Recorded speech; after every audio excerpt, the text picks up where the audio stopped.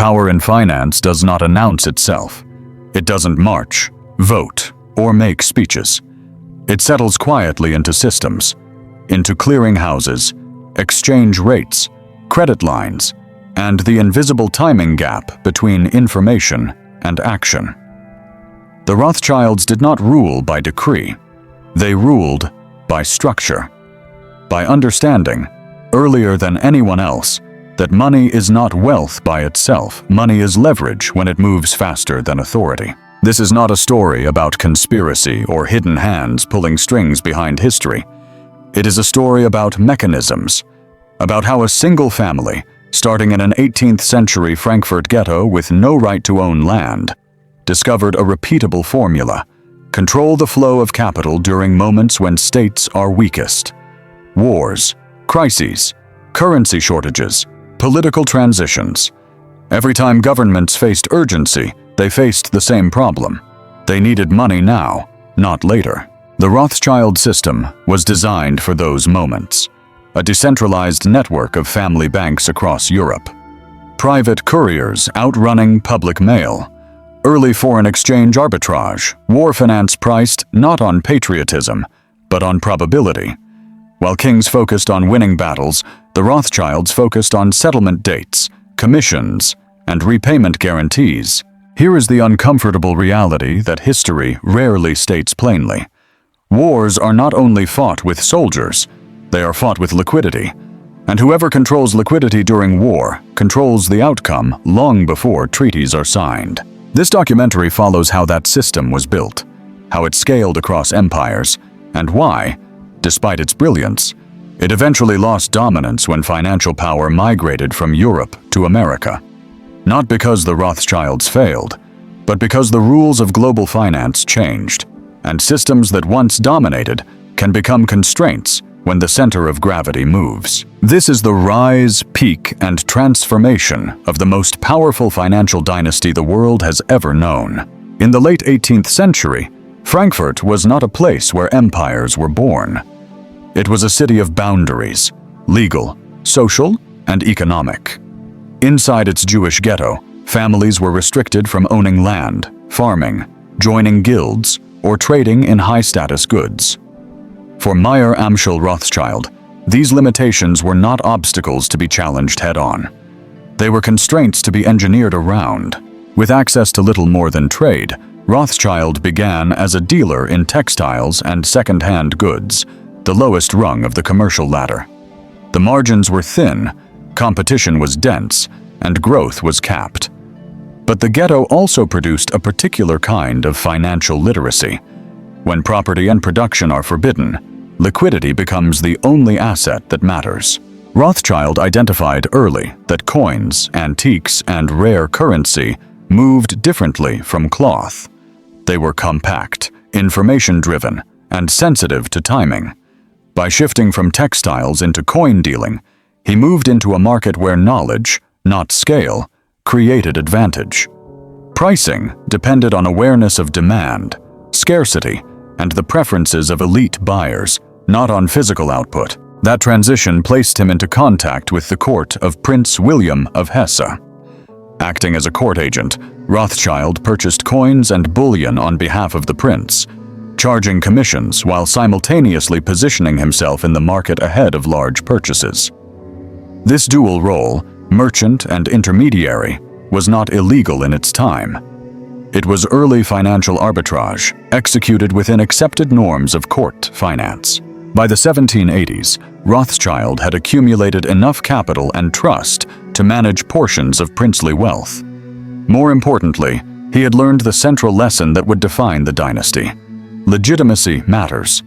Trading made money, but banking created permanence.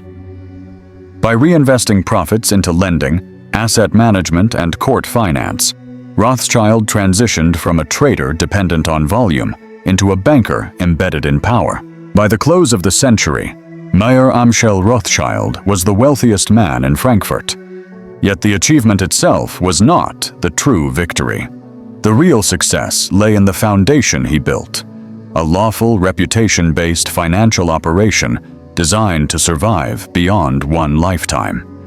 From a ghetto that denied ownership, he constructed the first legal pillar of a system that would soon operate across empires. Once legitimacy was secured, the Rothschild advantage no longer came from what they owned, but from what they knew, and when they knew it. In late 18th century Europe, markets did not move on screens. They moved on horseback. Information traveled slowly, unevenly, and often privately. That delay created a gap. And gaps are where financial power forms. As court agents, the Rothschilds occupied a structurally privileged position. Princes and rulers relied on them to source coins, bullion, and rare assets at scale. But those requests were, by definition, advance signals. When a sovereign planned to buy, the market would move. Knowing that intention before execution allowed a skilled intermediary to position capital ahead of demand.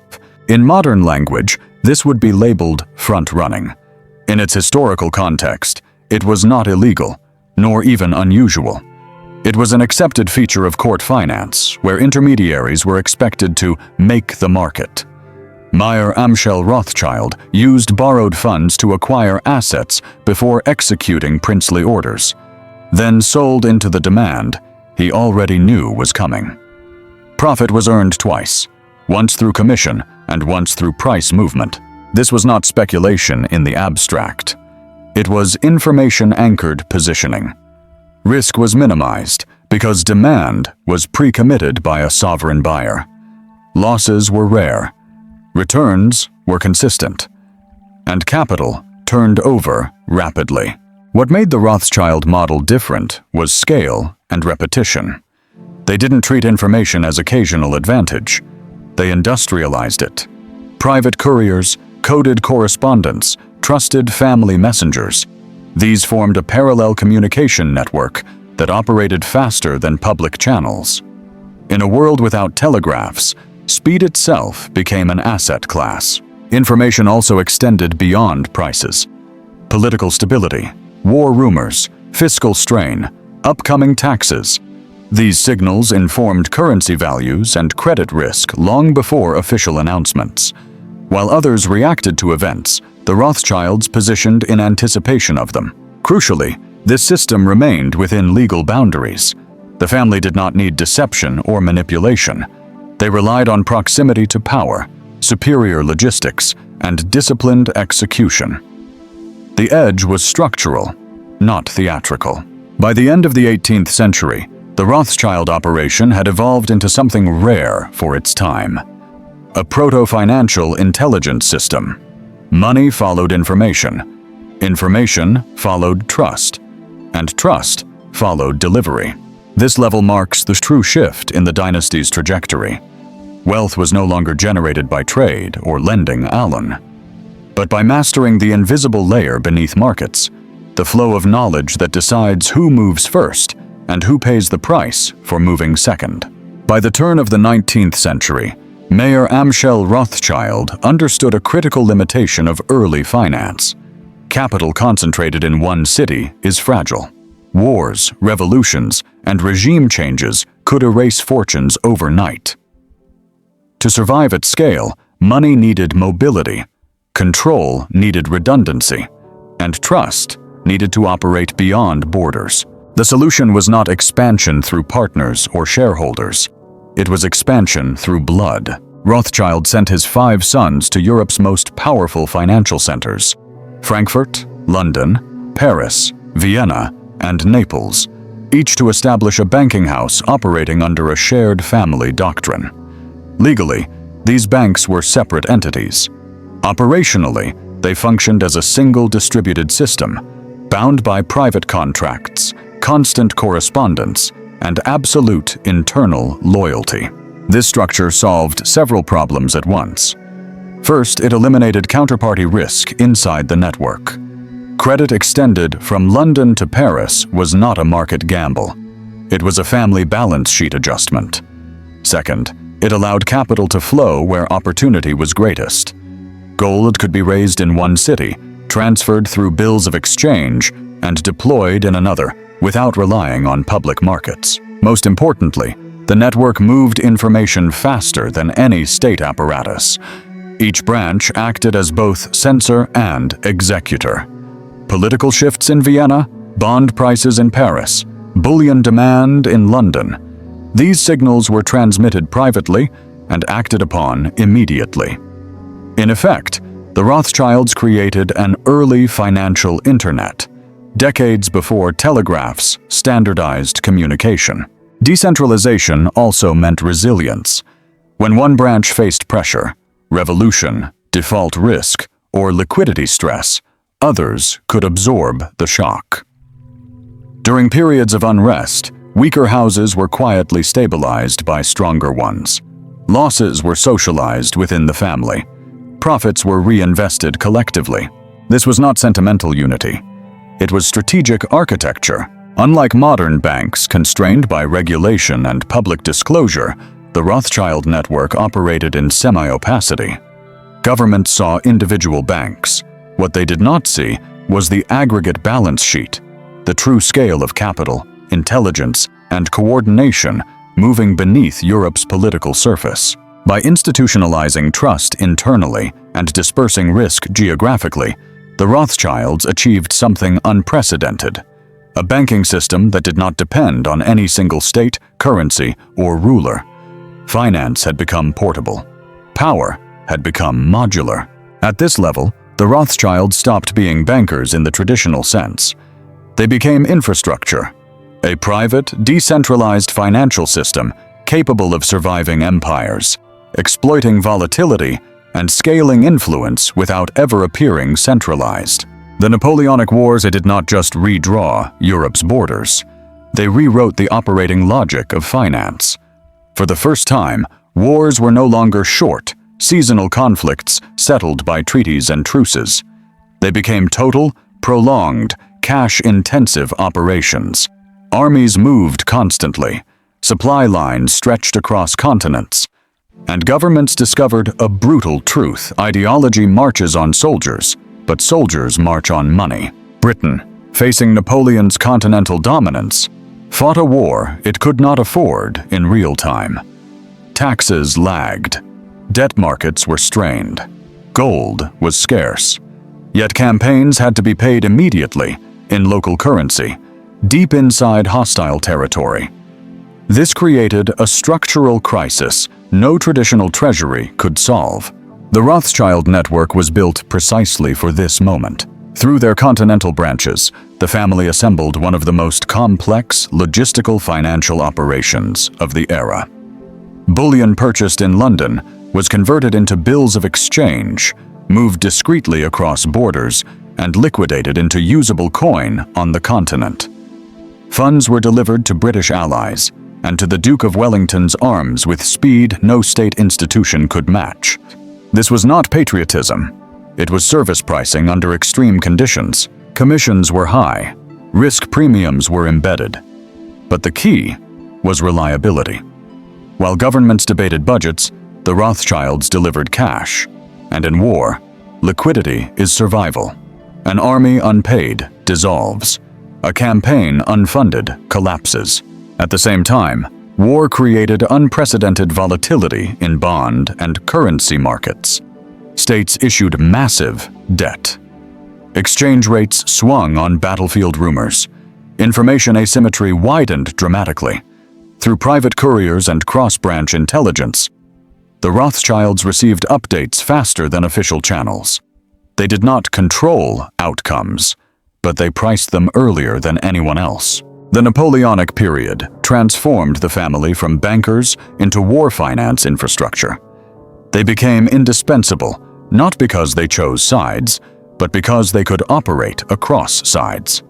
Their system was neutral to ideology and loyal only to settlement. When Napoleon fell, Europe returned to peace, but not to the old financial order. Governments had learned a dangerous lesson. In prolonged war, private capital can outperform sovereign systems. And the Rothschilds had learned an even more important one. Wars do not merely destroy value. Properly structured, they can industrialize it. This level marks the dynasty's true ascent. From this point forward, The Rothschild name no longer represented a bank.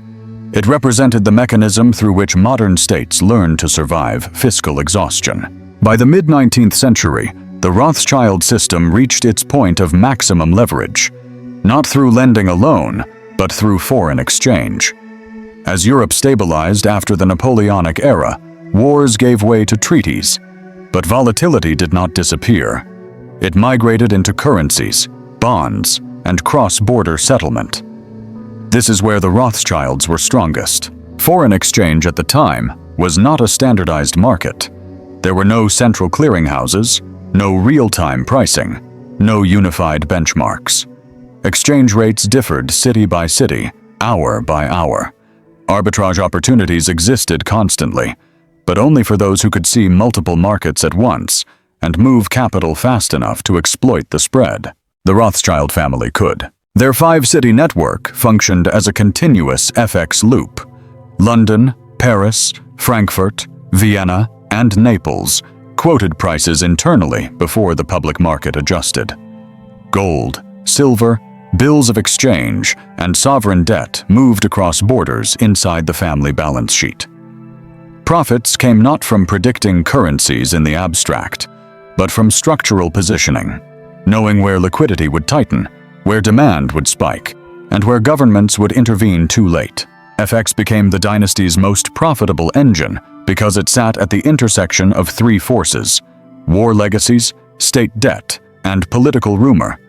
A single signal, mobilization, tax reform, alliance shifts, could reprice currencies overnight. With private intelligence and faster execution, the Rothschilds consistently entered positions before consensus formed. Crucially, they avoided directional exposure when possible. Their trades were often hedged across cities, currencies, and maturities. What looked like speculation from the outside was internally risk-balanced intermediation. Losses in one market were offset by gains in another. The family did not bet on chaos. They monetized dislocation. This dominance changed how governments behaved. States increasingly relied on Rothschild pricing to issue bonds, stabilize currencies, and access foreign capital. In effect, private FX markets began to discipline sovereign policy. A country that mismanaged debt or credibility paid immediately through higher borrowing costs and unfavorable exchange terms. By the 1850s, Nathan Rothschild had become the richest man in the world. But the true marker of peak power was not personal wealth. It was influence without visibility. Markets moved around Rothschild positions without ever seeing the full system behind them. Yet this peak contained the seeds of decline. FX dominance depends on fragmentation, on slow information and uneven markets. As communication technology improved and competitors learned the model, the advantage narrowed. Still, at this level, the Rothschilds achieved something unmatched. They turned currency itself into an instrument of power, proving that in modern finance, control over exchange is control over outcomes. The death of Nathan Rothschild in 1836 marked the end of an era, but not the end of the system. What followed was more complex and more revealing. The Rothschild network survived because it had been designed to outlive individuals. But survival did not mean stagnation. It meant rebalancing power inside a structure that no longer had a single center of gravity. Nathan had been the dominant node. London was the engine. His death removed the system's strongest stabilizer. Markets reacted immediately, not because capital vanished, but because confidence temporarily lost its anchor. For the first time, the Rothschild empire had to prove that it was not a one-man phenomenon. Internally, leadership dispersed. James Rothschild in Paris emerged as the most influential figure, while Vienna, Frankfurt, and Naples retained regional autonomy. The network remained intact, but its coordination became more negotiated than commanded. Decisions slowed. Consensus replaced instinct. This reduced risk, but also reduced speed. At the same time, the financial environment was changing. Competition intensified. Other banks learned the Rothschild methods: FX arbitrage, sovereign bond placement, syndication. Information advantages narrowed as telegraphs and public reporting improved. What had once been private intelligence became market knowledge. The family responded by restructuring its role. Rather than dominating every transaction, the Rothschilds focused on selective leverage, large government loans, infrastructure finance, and long-term state relationships. Railroads became the next frontier, not because they were glamorous, but because they required massive capital, political alignment, and patience. Syndicates replaced solo execution. Risk was shared. Returns were steadier. This shift reflected a deeper truth. When a system becomes widely understood, power migrates from execution to gatekeeping. The Rothschilds increasingly positioned themselves as arrangers rather than operators, structuring deals, setting terms, and anchoring credibility for others to follow. Yet fragmentation had a cost. Without a single commanding figure, the family's internal unity was tested. Branches pursued local interests. Strategic alignment weakened over time. The decentralized model that once delivered speed now introduced friction. This is not a collapse. It is a transformation. The Rothschild empire moved from market domination to institutional endurance, from winning through speed to surviving through restraint. This phase proves a crucial financial lesson. Longevity is not achieved by repeating peak behavior. It is achieved by adapting when the very conditions that created dominance begin to disappear. By the mid-19th century, the Rothschild system faced a challenge it could not hedge away with speed or structure. The risk was no longer market volatility. It was politics. As Europe industrialized, power began to consolidate inside the modern nation-state. Governments expanded taxation, built standing bureaucracies, and asserted greater control over currency issuance and public debt. Finance was no longer operating in the gaps between rulers. It was being absorbed into state machinery. For a private banking dynasty, whose strength relied on operating across borders, this shift was structural and dangerous. Revolutions accelerated the threat. The uprisings of 1848 exposed a new kind of instability. Not dynastic conflict, but mass politics. Crowds did not care about balance sheets. They targeted symbols, and in many countries, bankers, especially prominent Jewish banking families, became political scapegoats during economic stress. Financial rationality offered no protection against ideological rage. The Rothschilds adapted, but at a cost. In France and Austria, revolutionary pressure pushed governments toward default risk and emergency borrowing. Paris and Vienna branches faced liquidity strain and reputational exposure.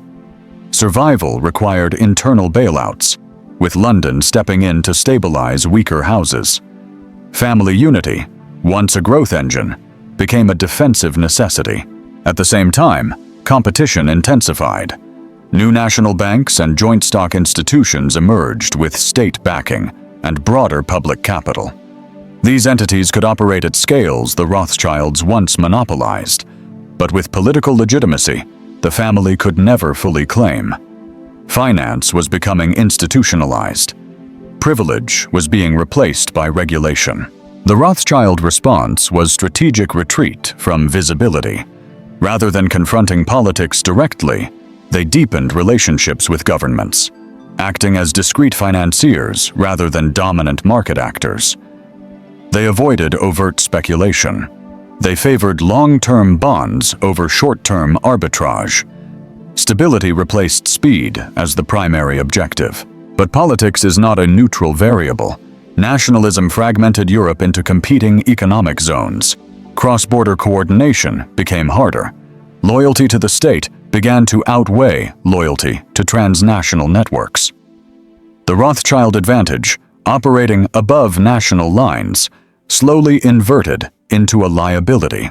It marks the moment when financial power began to collide with political legitimacy. The Rothschilds did not fail. They were constrained by forces larger than any balance sheet. mass politics, nationalism, and the expanding reach of the modern state.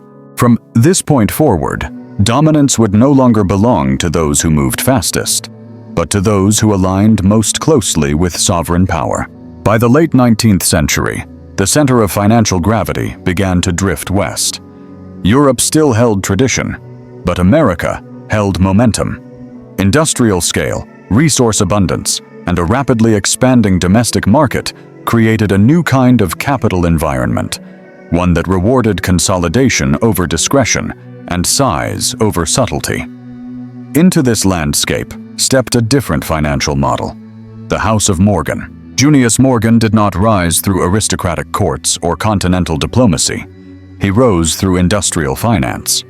His partnership with George Peabody positioned him inside the Anglo-American capital corridor, where credibility mattered more than lineage, and balance sheets mattered more than family name.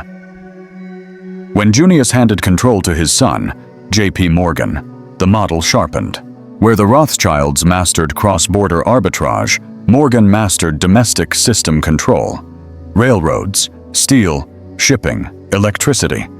These were not just investments. They were infrastructures. Morgan did not merely finance companies. He reorganized them, forced mergers, stabilized pricing, and imposed order on chaotic markets. Power came from coordination, not speed. The turning point arrived during crisis. In the Panic of 1893, the U.S. government faced a collapse of gold reserves under the gold standard. Political tools failed. Congress hesitated. The Treasury was days from default. J.P. Morgan stepped in, not as a lender, but as a system stabilizer, raising funds, organizing syndicates, and ultimately securing gold, much of it sourced through Rothschild connections. This moment revealed a new hierarchy. The Rothschilds still possessed capital and global reach, but Morgan now controlled state access in the world's fastest-growing economy. Wall Street, not London or Paris, became the decisive node. The difference was philosophical. The Rothschilds thrived in fragmented markets and political gaps. Morgan thrived in centralization. He aligned openly with the U.S. government, accepted public visibility, and used scale as deterrence. Regulation became manageable when you were large enough to shape it. This marks the decisive shift. Financial supremacy moved from transnational family networks to national industrial capital empires. The House of Morgan did not defeat the Rothschilds directly. It replaced the environment in which their advantages mattered most. The age of private financial empires was ending. The age of American system builders had begun. The Panic of 1893 was not just an economic collapse, it was a transfer of authority. In a matter of months, financial leadership shifted from Europe's old banking dynasties to the United States, quietly, decisively, and without war. At the time, the US dollar was not the world's reserve currency. The British pound still dominated global trade, and gold convertibility was the foundation of credibility. When railroad overexpansion collapsed and foreign investors fled American assets, gold drained rapidly from US reserves. Confidence evaporated. The federal government stood on the edge of default, not because it lacked power, but because it lacked liquidity at the critical moment. President Grover Cleveland refused inflationary solutions. No currency debasement, no suspension of the gold standard. That decision left only one option: private finance. J.P. Morgan understood the moment instantly. This was not a bailout. It was a negotiation for power. Morgan organized a syndicate, issued government bonds, and, most critically, secured gold through Rothschild channels. Over 3.5 million ounces were delivered to stabilize the treasury. The markets responded immediately. Confidence returned. The crisis ended. But something irreversible had occurred. For the first time, the United States government had been rescued not by European capital directly, but by an American financial operator coordinating global resources. Morgan did not act as a junior partner. He acted as a system manager. The bond sale sold out in minutes. Investors trusted the structure because Morgan stood behind it. This event established a new rule of the global order. Financial empires do not need territorial control. They need credibility, coordination, and scale. America now possessed all three. The Rothschilds remained essential, but no longer central. Their gold enabled the rescue, yet control of execution belonged to Wall Street. From this point forward, international finance would increasingly flow through American institutions, priced in American terms, aligned with American state interests. This is the moment finance stopped orbiting empires and began creating one. The United States did not announce itself as a financial superpower in 1893. It proved it under pressure. And once a system demonstrates that it can absorb crisis without collapse, capital remembers. From that year on, the question was no longer whether America would lead global finance, but how quickly everyone else would have to adjust to it. The First World War exposed a hard ceiling that no private financial empire could cross. For the first time in modern history, war was not just expensive, it was total. Entire economies were mobilized. Industrial output, labor, currency, propaganda, and food systems were subordinated to the battlefield. Finance was no longer a partner to the state. It was absorbed by it. For the Rothschilds, this marked a structural break. In previous wars, private banks financed governments that still relied on market mechanisms. Credit mattered, FX mattered, speed mattered. But World War I shattered that framework. Governments suspended gold convertibility. They imposed capital controls. They directed banks rather than negotiated with them. Debt issuance moved from elite placement to mass war bonds sold to the public. The scale overwhelmed private balance sheets. Worse still, the Rothschild family itself fractured along national lines. British, French, Austrian, and German branches now operated inside enemy states. The transnational neutrality that once defined their strength became impossible. Finance followed flags. Family unity was subordinated to national survival. At the same time, the United States entered the war with unmatched industrial capacity and a unified financial system. The House of Morgan became the principal intermediary for Allied war finance, raising billions through bonds and coordinating procurement at a scale Europe could no longer match. This was not a contest of skill. It was a contest of industrial depth. When the war ended, Europe was exhausted. Currencies were debased. Debts were unpayable. Empires collapsed. Anti-Semitic sentiment surged, often targeting financial elites as symbols of national humiliation. For the Rothschilds, survival now required discretion, retrenchment, and geographic withdrawal. The Second World War completed the transformation. Nazi expropriation destroyed continental assets. Family members fled, hid, or joined resistance movements. Whatever remained of 19th century financial aristocracy was crushed between ideology and state violence. This delivers the final lesson of financial history. Private dynasties cannot outscale total war. When states mobilize everything, currency, industry, population, finance loses autonomy. Power centralizes. Survival replaces dominance. After 1945, the Rothschild name endured, but as something fundamentally different. No longer architects of global finance, but custodians of capital in a world where central banks, nation-states, and later multinational institutions set the rules. This is not a failure story. It is a boundary story. It shows where financial genius ends and where sovereign power begins. After total war rewrote the rules of power, visibility became a liability. The Rothschilds understood this earlier than most. The age of open dominance, of pricing wars, shaping currencies, and standing between states and markets, was over. What followed was not decline, but deliberate withdrawal.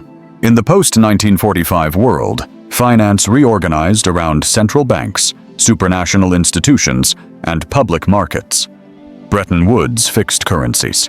The IMF and World Bank standardized credit. Later, deregulation and financialization created megabanks whose balance sheets dwarfed anything a family dynasty could sustain. Power was no longer personal. It was institutional. The Rothschild response was strategic restraint. Rather than competing with scale, they specialized in discretion. Advisory roles replaced underwriting dominance.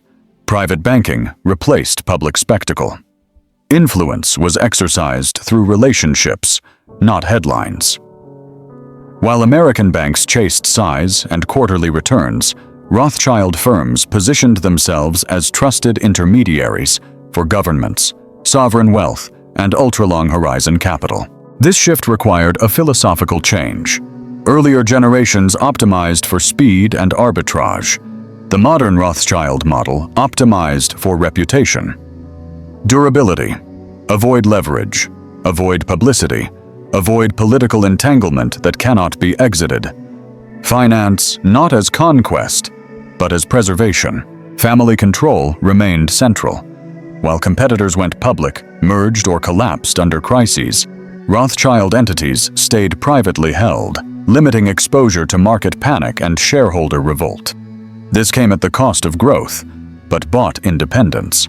Crucially, survival in the shadows did not mean irrelevance.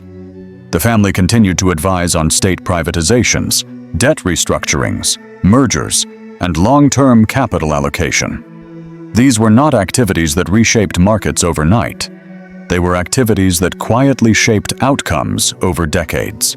The paradox is this: the Rothschilds became less visible precisely when finance became more powerful than ever. By stepping back from center stage, they avoided becoming targets of populism, nationalism, or regulation aimed at concentrated power. In a world obsessed with scale, they chose selectivity. In a world addicted to speed, they chose patience. In a world of spectacle, they chose opacity. This is not about ruling the system. It is about outlasting it. The Rothschild legacy in the modern era is no longer measured by dominance, but by continuity, the ability to exist across centuries, while the structure of power around them repeatedly collapses and reforms. Empires rise, empires fall. But the quiet players, operating below the noise, often survive the longest. The Rothschild story does not end with collapse, scandal, or conquest. It ends with adaptation. Across 3 centuries, the family did not survive because they were always the strongest. They survived because they understood something deeper about power. It is never permanent, and it is never static. In the 18th century, power moved through coins and court agents. In the 19th, it moved through FX, war finance, and private networks. In the 20th, it consolidated inside states, central banks, and industrial systems. Each time the shape changed, the Rothschilds adjusted, or stepped aside. This is the lesson modern finance rarely teaches. Influence does not vanish when it loses visibility. It migrates. When markets centralize, power hides in advisory roles. When regulation expands, power shifts into relationships. When scale becomes dangerous, power fragments into discretion. The Rothschilds were never omnipotent. They were structurally aligned with their era and willing to retreat when alignment broke. That restraint, more than ambition, explains their longevity. Today, global finance no longer belongs to families or even banks alone. It belongs to systems, monetary policy, data, sovereign debt, and geopolitical alignment. Yet the underlying principle remains unchanged. Those who understand how power flows, rather than who appears to hold it, are the ones who endure. Empires fall loudly, capital survives quietly, and history shows, again and again, that the most lasting form of power is not control, but the ability to change shape before the world forces you to.